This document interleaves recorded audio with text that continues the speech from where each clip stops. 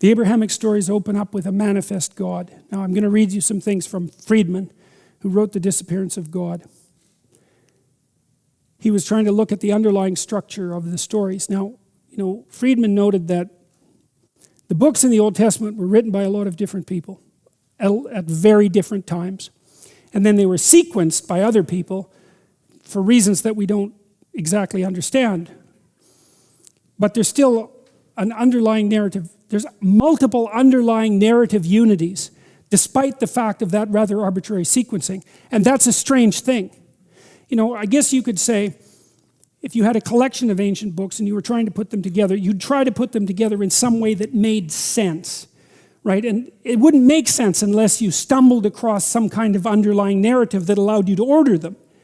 And so it's not entirely surprising that they're ordered in a manner that's comprehensible. But Friedman's comments on the underlying narrative structure, part of it was, well, we'll go through this. The books of the Old Testament were composed by a great many authors, according to both traditional religious views and modern critical scholarship.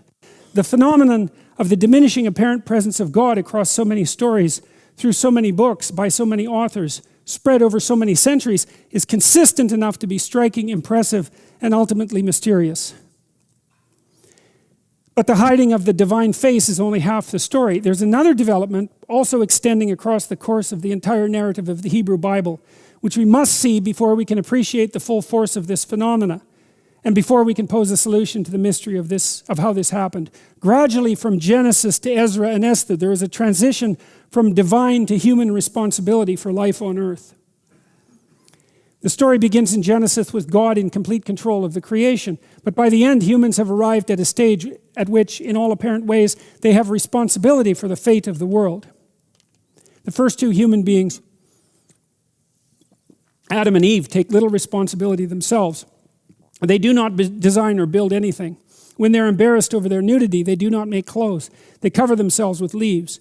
It's God who makes their first clothing for them.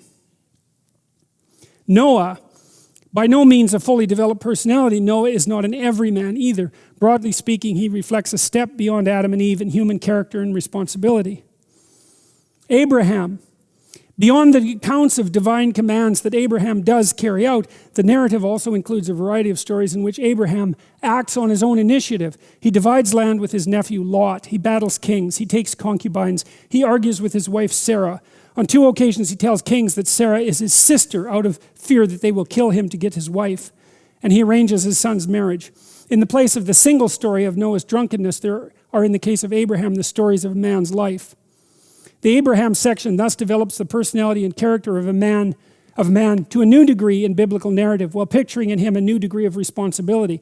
It is not just that Abraham is kinder, gentler, more intrepid, more ethical, or a better debater than his ancestor Noah.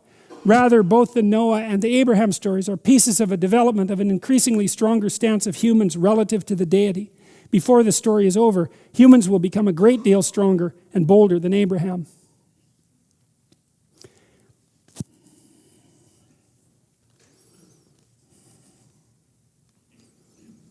I don't know what that means,